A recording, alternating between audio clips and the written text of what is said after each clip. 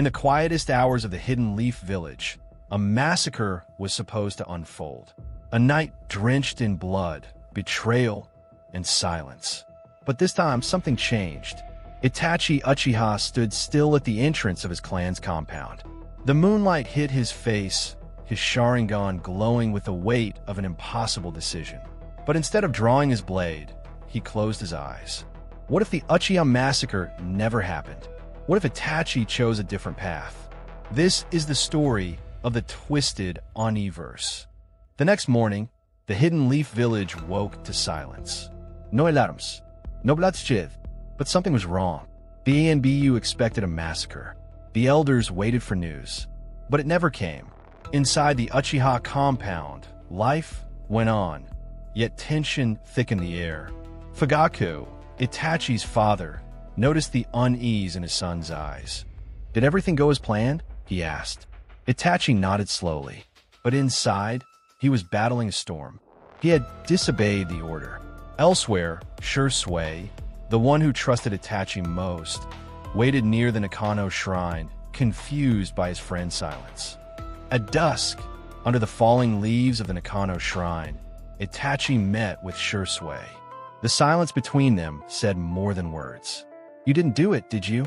Shui whispered. Itachi nodded. "I couldn't. There's still our family, Shui. I saw Mother sleeping. I couldn't raise my blade." Shui closed his eyes. He knew what this meant. The village, Danzo, they won't forgive this. Itachi looked away. "Let them come. I'll bear it." Shui clenched his fists. "We need another way. Maybe this isn't the end. Maybe this is where our real mission begins." Danzo Shimura watched from the shadows. "He failed," he muttered. That boy hesitated. Itachi Uchiha was supposed to silence his clan. Instead, he chose stillness. And now, the elders feared the price of mercy. Inside Root headquarters, the air was cold, silent. A handful of elite ANBU operatives knelt before Danzo. "The Uchiha cannot be trusted," he said flatly. They were warned. "We act before they strike." Danzo's orders were simple. Suppress the clan before the Hokage could stop it. A quiet civil war was about to ignite. Elsewhere, Itachi and Shui walked through the woods. Neither spoke at first. "I saw her," Itachi finally whispered. "My mother, sleeping peacefully. I couldn't." Shui placed a hand on his shoulder. "You chose compassion. That's not weakness. It is when it risks the entire village." Shui stopped walking. "Then we don't fight fire with fire. We expose the roots of the fire." "We'll need help," Itachi said. They turned to the only person outside their clan who still knew who they were. Kakashi Hitaki.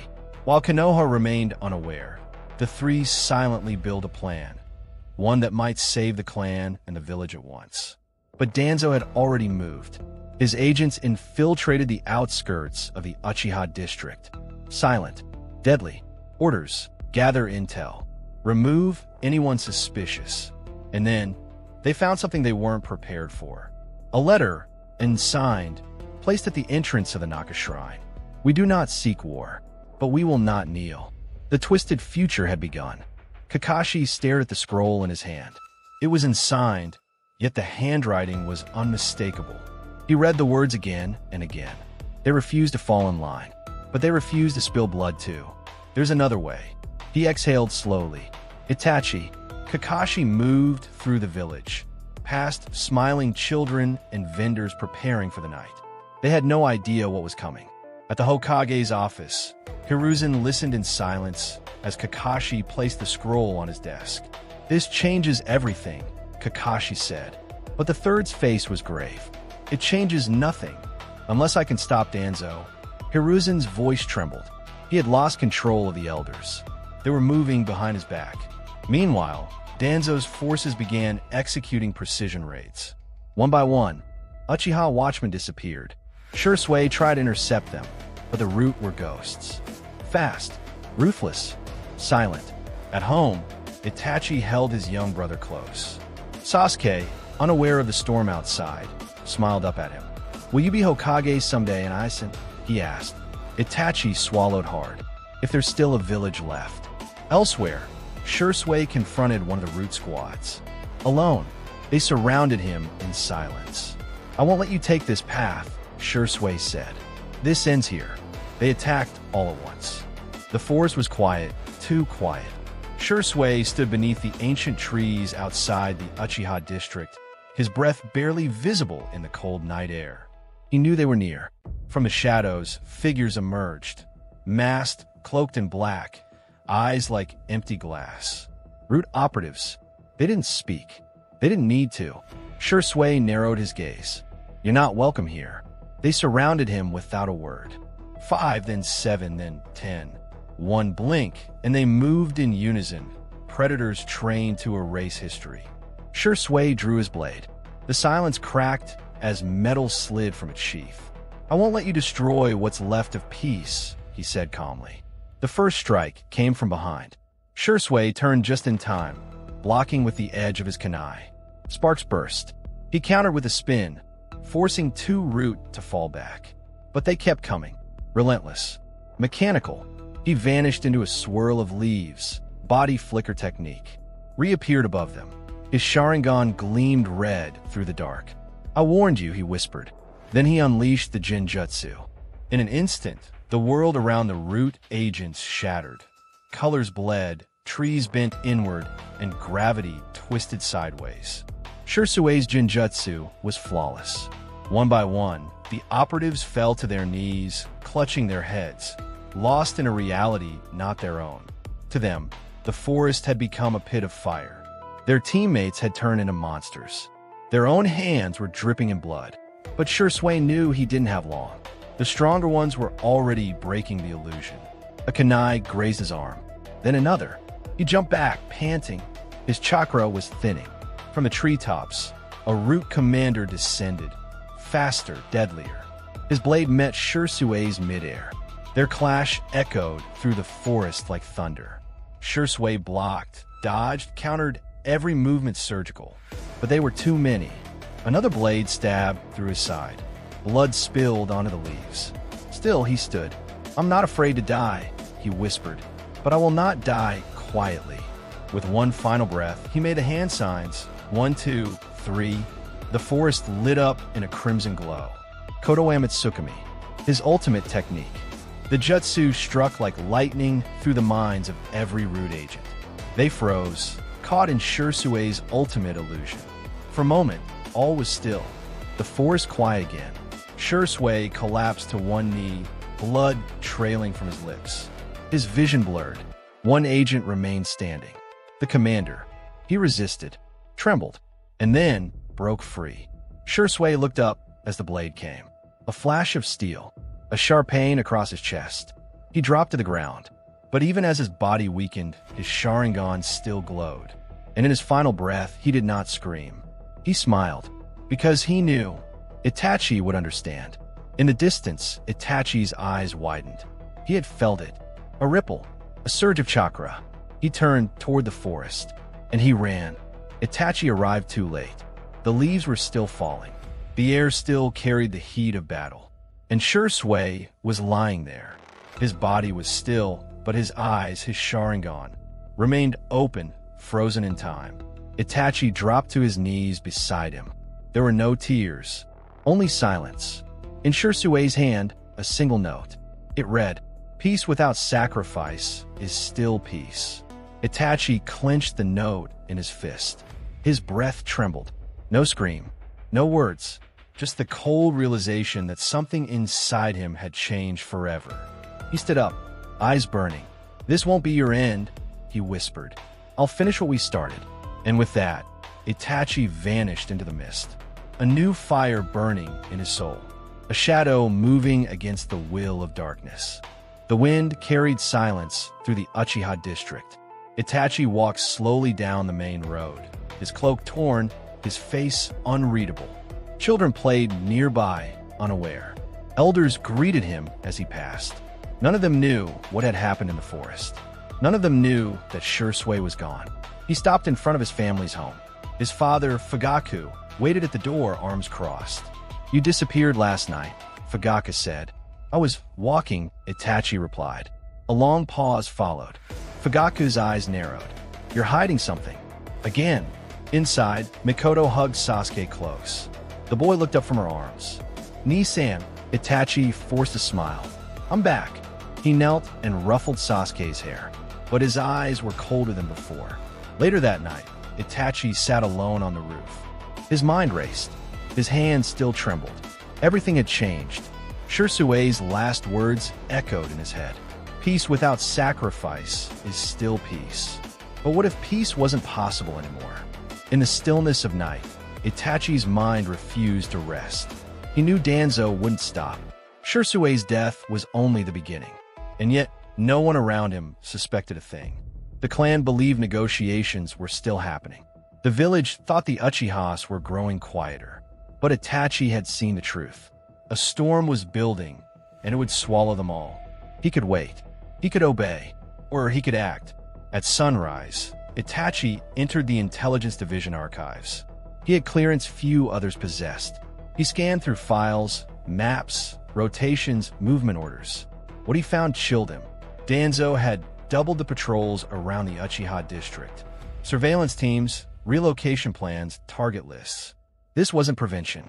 This was preparation. Itachi clenched his jaw. His hand hovered over the scrolls. Then he took them. If the village wouldn't protect his clan, he would. The next day, Itachi appeared at the Hokage's door. Alone, unannounced. Hiruzen looked up from his desk, surprised. "Itachi, what brings you here?" "I need to speak." Privately. The guards hesitated. Hiruzen nodded. Inside, Itachi placed a scroll on the table. The old man read in silence. As the minutes passed, his face grew pale. "This is Danzo's doing," he whispered. "He's acting without council approval."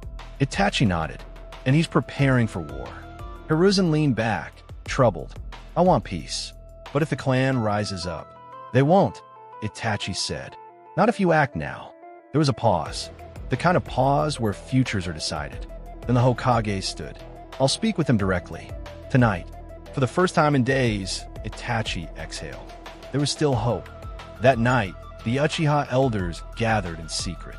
Fugaku, his advisors, trusted clan leaders, and Hiruzen Sarutobi, the third Hokage himself. The room was tense. Years of distrust sat in the silence. "I didn't come with accusations," Hiruzen began. "I came with a chance." Fugaku raised an eyebrow. "A chance for what?" "Peace," Hiruzen said. "Through dialogue. No secrets. No surveillance. No blood." Some heads nodded. Others did not. One elder whispered, "And Danzo." Hiruzen looked away. "I cannot control him, but I can protect you." Fugaku stood. "Then do it. Now." The silence returned. This time heavier. Hiruzen bowed. "I will try." And then he left. But as the doors closed behind him, Fugaku turned to his council. "If he fails, we move." Danzo sat in silence, deep within Root headquarters. The candlelight flickered across his face. He was reading the latest field report. Hiruzen met with the Uchiha. It said, "Talks of peace. Delayed action." Danzo didn't flinch. "Then they've already chosen a side." He turned to the shadow beside him. "Proceed." The agent vanished without a word. That night, black shadows moved through the rooftops of Konoha. Root had begun their assault. Not on the clan itself, but on its stability. Messengers went missing. Watch posts were disabled. Key members of the Uchiha police force were found unconscious, memory wiped. It wasn't war. It was surgical sabotage. And it worked. By morning, rumors spread through the Uchiha compound. The village was watching, planning. Paranoia grew. Fugaku stood before his people, fists clenched. "We are being erased." Quietly, systematically, and Itachi watched from the back. Eyes low, heart racing. Later that night, Itachi stood outside his family home, staring at the door. He could hear voices inside. Panic, anger, planning. And then, silence. Fugaku opened the door. "You knew this would happen," he said. Itachi didn't respond. Inside, the air was heavy. Maps lay across the table. Names. Targets. Timelines. Fugaku's voice was low. "They've declared war without saying it. We must answer." Itachi stepped closer. "If you act now, you'll prove them right." Fugaku stared at him. "And if we wait, we'll disappear." The words cut deep. You trained me to protect this village, Itachi said.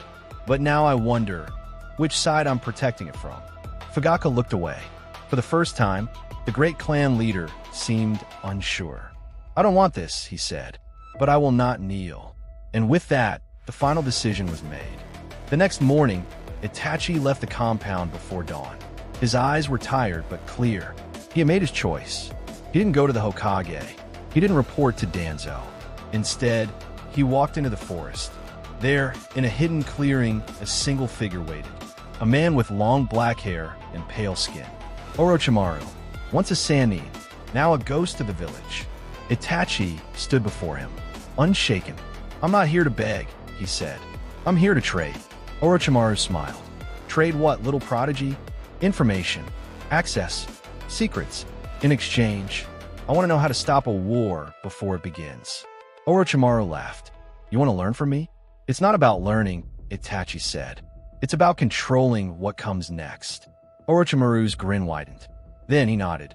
Far from the trees, within the deepest levels of the village, Danzo listened. His informants had returned. His lips tightened. Orochimaru, he whispered. The name alone was enough to break his composure. He stood, gripping the edge of the table. If the Uchiha have reached outside the village, then it's over. No, he corrected himself. Then we strike first. That night, the order was signed. No more observation. No more restraint. An internal purge. Root moved like shadows. But this time, they wouldn't disappear. They would leave no survivors. And in the heart of the Uchiha district, Itachi awoke from a restless dream, his eyes already burning with red light. He felt it. It had begun. The night was still. Too still.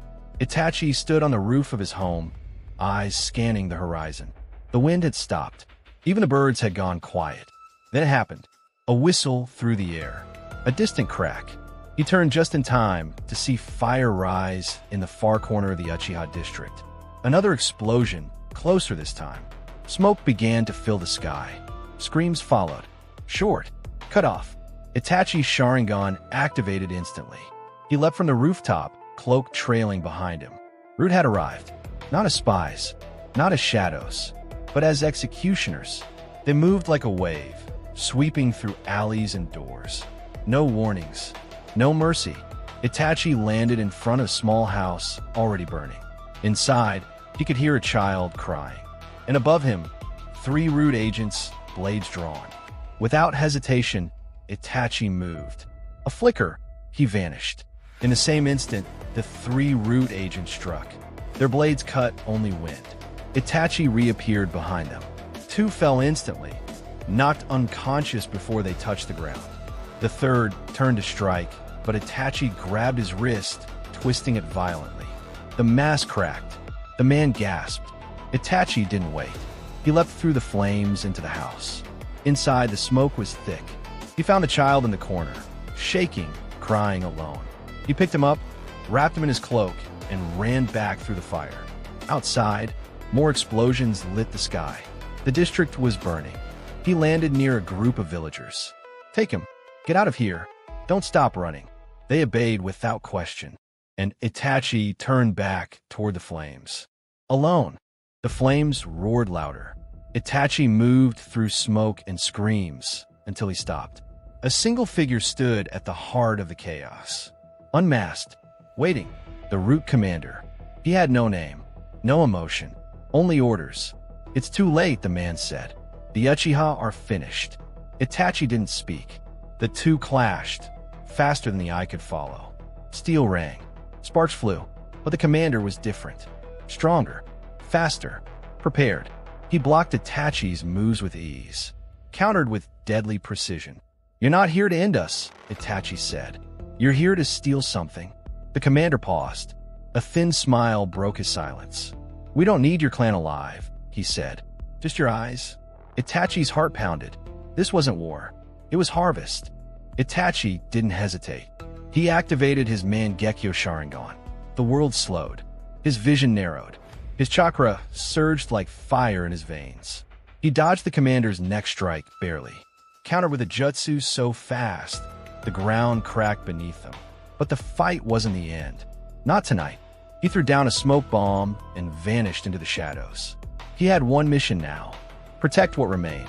He moved house to house, rooftop to rooftop, redirecting villagers, disabling route, saving who he could. But even he knew he couldn't save them all. Not alone. Not in time. He looked to the sky, black smoke rising, and for the first time, he felt the weight of failure. Morning came slowly over the hidden leaf, but there was no warmth, no sun, only smoke. The Uchiha district had fallen silent. Streets once filled with laughter were now coated in ash. Doors broken, walls scorched. Bodies were being carried away, some wrapped in blankets, others not. Itachi walked through the ruins in silence, his cloak torn, his eyes dim. Neighbors looked at him, not with anger, but confusion. Fear. Was he one of them, or part of something else? He found a girl crying beside a burned doorway. She couldn't have been older than 6. He knelt beside her. She didn't move. "Where's your family?" he asked gently. She didn't answer, just stared at the ground. Itachi reached into his pouch and gave her a rice ball. It was all he had. Then he stood and kept walking. He stopped near the old training grounds.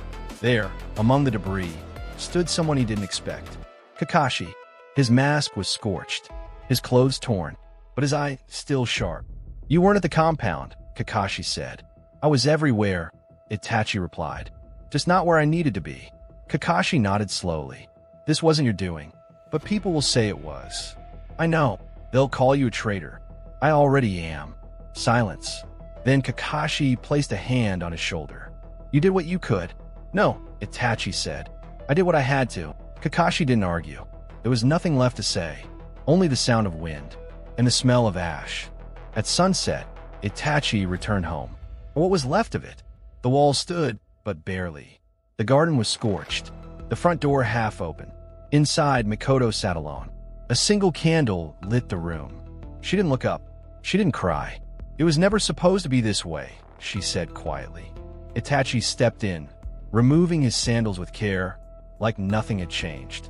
"They came for all of us," he said. Danzo made sure of that. Mikoto nodded slowly.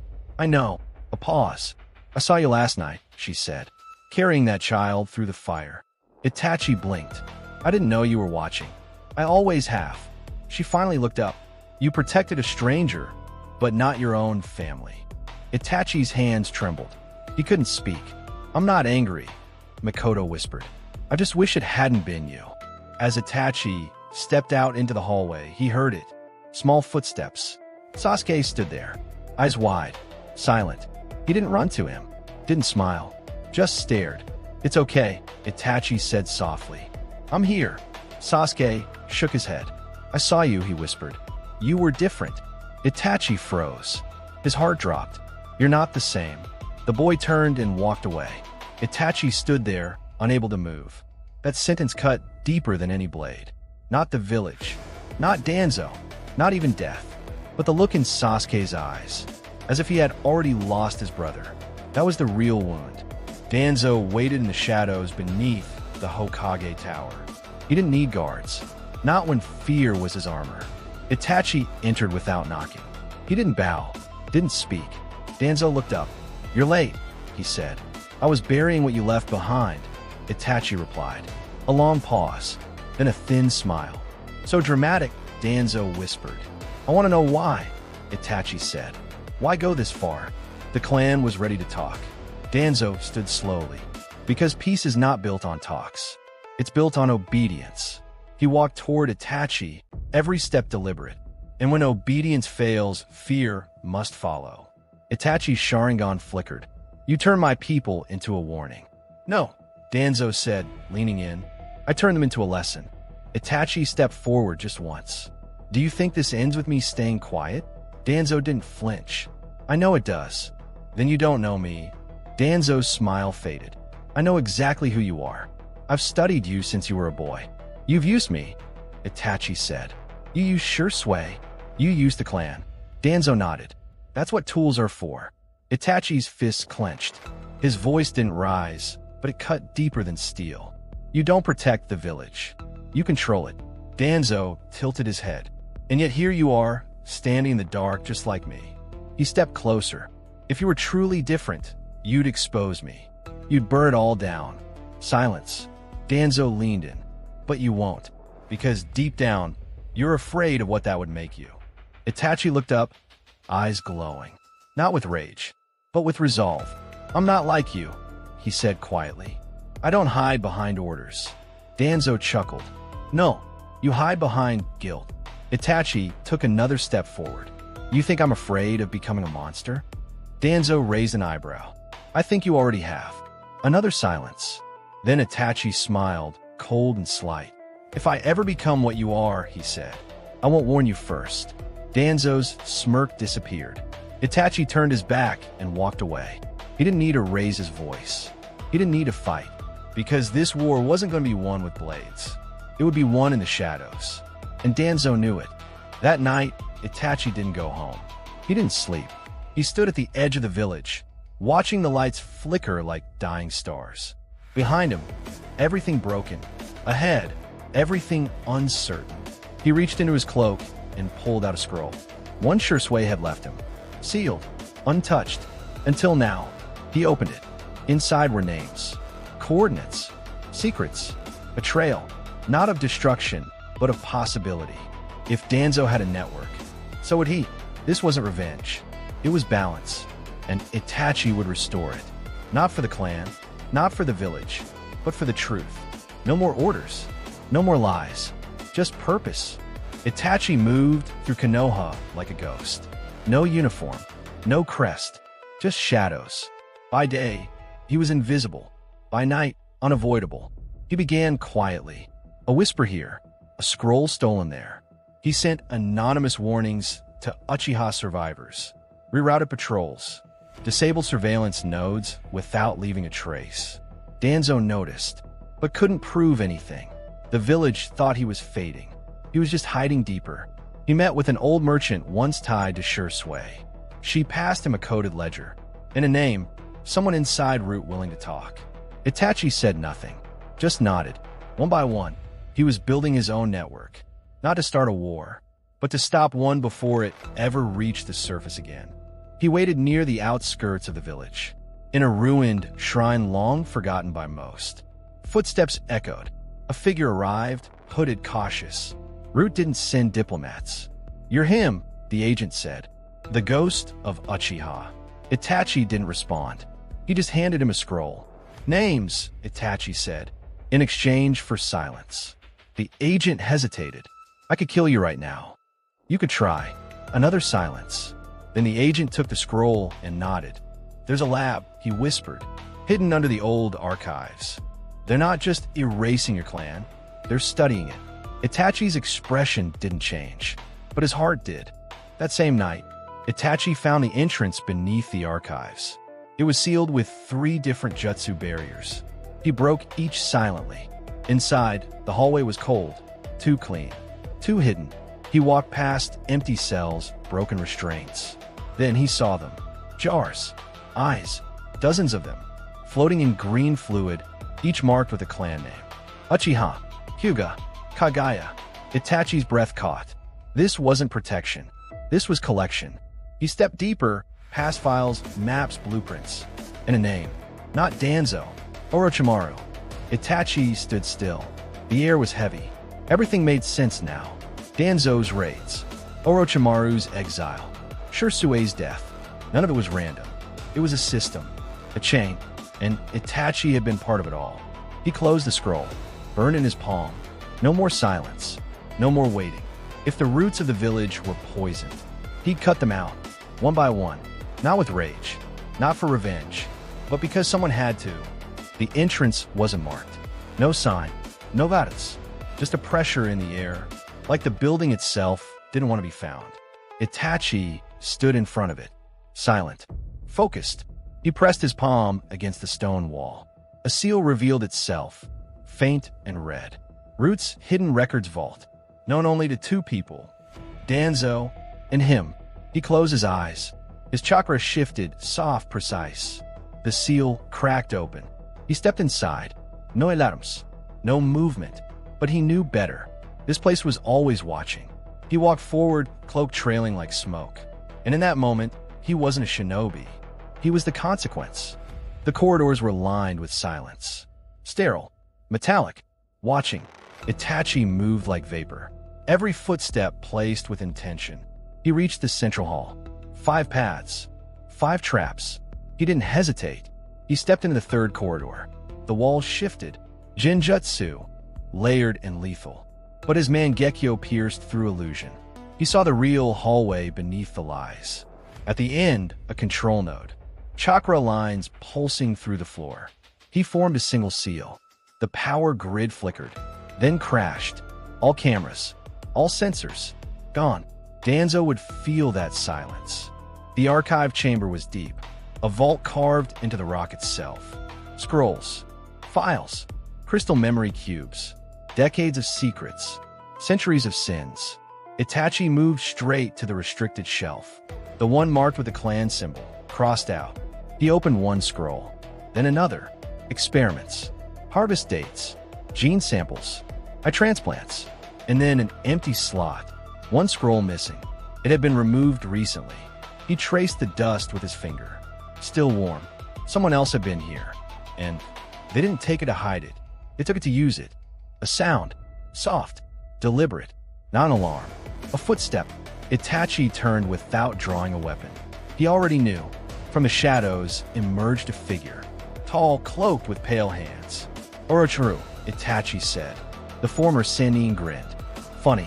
I expected Danzo. What do you want? Nothing. Orochimaru replied, stepping closer. Just watching the collapse. He glanced at the empty scroll slot. You found it too late. Itachi didn't flinch. You took it. Orochimaru smirked. I liberated it. Orochimaru circled the chamber slowly. His voice echoed, casual, like a song. You still think this is about Danzo? Itachi watched him, unmoving. This village eats its gifted, Orochimaru whispered, and buries the evidence. You're part of it, Itachi said. Worse than him. Perhaps, Orochimaru smiled. But at least I'm honest about it. He stopped, face to face. You and I, we're not so different. Itachi's Sharingan flared. We are nothing alike. Orochimaru leaned in just enough to whisper. Not yet. Orochimaru vanished into the dark, and Itachi was alone again. But something had changed. He didn't rush. He didn't speak. He gathered the remaining scrolls, burned the rest. He walked out of the vault with quiet steps. But his shadow felt heavier. Outside, the night was still.